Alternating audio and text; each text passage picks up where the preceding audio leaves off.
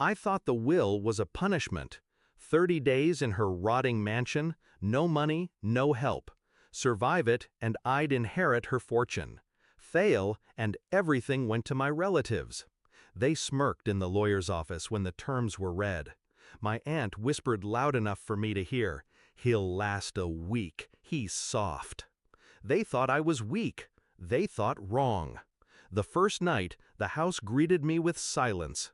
The wallpaper peeled like dead skin, the floors groaned, and the air stank of mildew and dust. Every corner whispered abandonment. I should have been scared. Instead, I was calculating. This wasn't punishment, it was a test, and my grandmother always loved her tests. The second night, I found her letters, hidden behind a false panel in the study, tied with a black ribbon. Her handwriting, sharp, elegant, unforgiving. This house will reveal the truth. Pay attention. Watch who comes for you. I didn't understand, not yet, but by the fourth night, I noticed the food I had rationed was disappearing faster than I ate it. At first, I blamed my hunger. Then I caught the sound of footsteps, faint after midnight. I waited in the dark, back against the wall, heart steady. A shadow slipped into the kitchen. My cousin Henry. So it began. They weren't waiting for me to fail. They were making sure I failed. Cutting power lines, spoiling food, locking doors from the outside. Every morning they came by the gate, asking with saccharine voices if I was holding up. Behind their pitying smiles, I saw their hunger. They wanted the inheritance, and they'd do anything to take it. But they didn't know me. I let them think their tricks worked. I starved in front of them. I shivered when they killed the heat. I coughed deliberately loud so rumors of my weakness spread. But at night, I scavenged the mansion. My grandmother hadn't left me defenseless.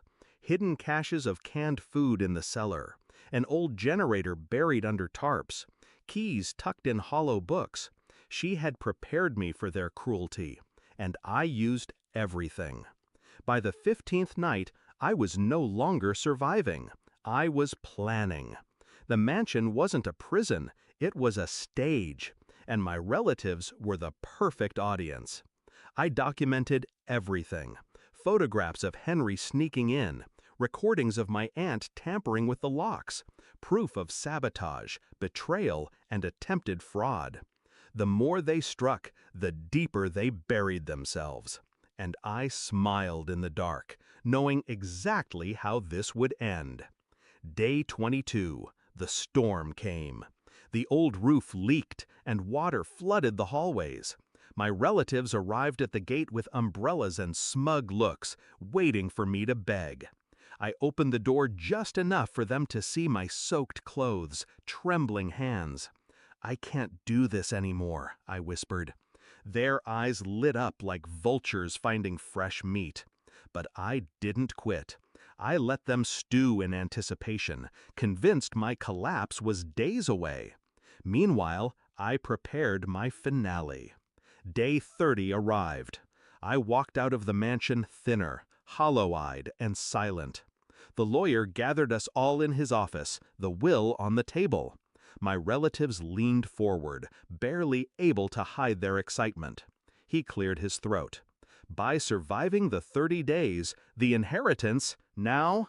Wait, I cut him off, sliding a folder across the table. Inside, photos, recordings, timestamps. Every betrayal, every attempt to sabotage me. The lawyer's face hardened.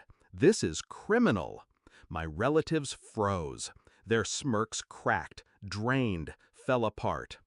I leaned back in my chair, calm. They weren't just waiting for me to fail, they made sure of it. Grandma warned me. She told me to watch. For once, silence filled the room. Not the victorious kind they had dreamed of, but the silence of people watching their empire collapse. The inheritance became mine. Theirs became nothing but legal battles and shame. Now, when I think back to that rotting mansion, I don't remember the mildew or the hunger. I remember control. I remember patience. And I remember the look on their faces when they realized I had turned their trap into my weapon. My grandmother's will wasn't a punishment. It was an invitation, and I accepted it completely.